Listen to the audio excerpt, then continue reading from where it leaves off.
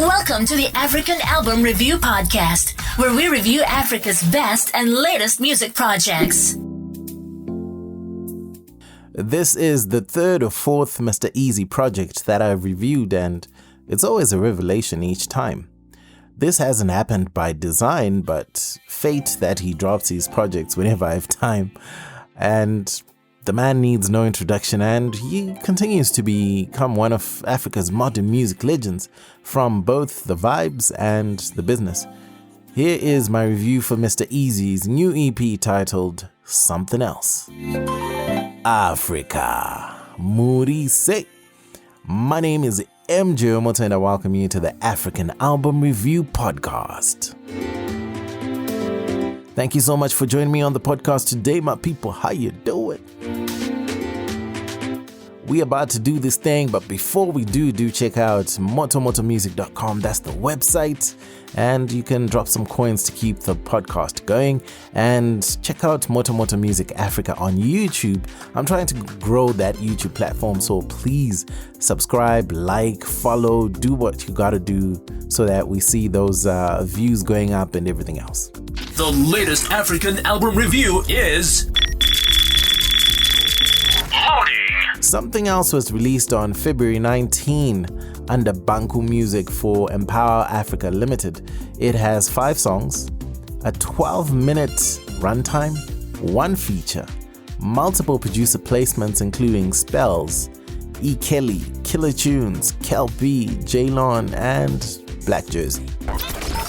Album review. Let's analyze the music.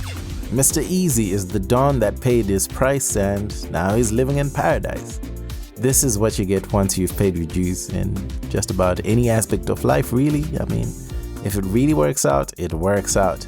The Don is a song that details the journey a bit to see Mr Eazi, the Mr Eazi we see today, who's closely affiliated with huge music acts all over the world, such as Diplo, and running Empower Africa, which is giving African artists a whole new perspective in talent discovery and the music business itself. It's a great opening track, and he also dropped this as a single previously, so most of you might know it already. Love for You is the second track on this EP, and the melodious inclination made me gravitate towards it. And I mean, the chorus is fire. Imagine a man serenading his queen about how much he adores her, and he is not going to F up a good thing. I mean, of choruses and all, Saudi Arabia is also in the same sort of lane. Due to its simplicity and catchiness, you can actually sing it from the first time of listening to it, with one of the juiciest bass lines I've heard. The bounce you get on the song Cherry made me think the song is gonna be amazing, and it was. I was already looking forward to it for Zinnia Manasse's performance, which didn't disappoint. The Kenyan starlet is really onto something, and vocally she just has that something, man. Wow, she can really take you places with that voice. It was a unique verse in that we got a soulful R&B vibe from her that we've come to know her for, together with an Afrobeats type of delivery mashed up into one. And I thought that was a really nice touch, and I have a feeling Mr Eazi sort of encouraged her to, and was like, look, add a little this and that, and maybe it's gonna sound like that. I don't know. Maybe he didn't, but that's what I think. It really sounds great. Album review. The technical side of things. I loved the EP flow for Something Else, and this is a rare case of, regardless of which song came first or what, I probably would have enjoyed the EP the same. It's that good. With each project, Mr Eazi does this thing where vocally he has become so comfortable with elevation. And what I mean by that is he doesn't need to improve or prove anything to anyone per se, but he always finds a new level, taking advantage of that occasional raspiness in his voice to just challenge the conventional and just give us something unique and just nice it up a little bit. It puts him in a wonderful pocket only he can fill, and he does well. If you've been listening to these podcast reviews for the last, 2 years or so, you know I love guitar work. And this project is littered with a lot of it. My standout track in that regard is Ibi Med. It has some sultry saxophone work as well that amplifies the fusion between Afro beats and jazz. Like, that sound is wonderful to the ear. You just get enough eargasms through it.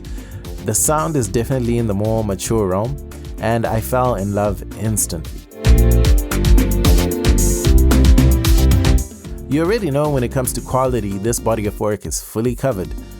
There's not much I could say about it. I mean, Mr Eazi and team have been making music at the highest levels for a while now.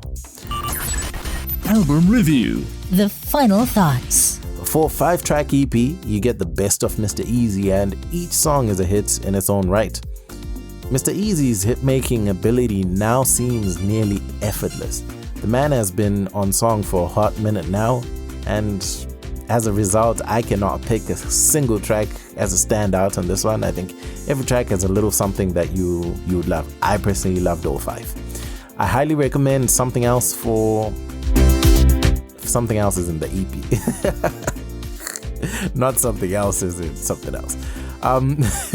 I highly recommend this EP by Mr Eazi for any African music lover, especially if you're into the modern sort of Afro wave, Afro beats, Afro swing sort of vibe. This is exactly that lane, and you're gonna get some really nice stuff there. There's very little to fault on Something Else, and so much more to love. So check it out. Something Else EP by Mr Eazi. 12 minutes for an EP is great territory for me, just to say. It's short enough to pique my interest, while long enough that I wouldn't feel hard done by not having more songs. Overall, it's just a bloody good project and a great start to 2020. I mean, we're in Feb, but still, it's early days, and I think we're going to be singing a lot of these songs for the next few months to come, if not longer. Otherwise, that's it from me. My name is MJ Wemoto, son of Zimbabwe, signing out. This was the African Album Review Podcast. Peace. Dende. Moto Music, the best place to listen to podcasts about African music online.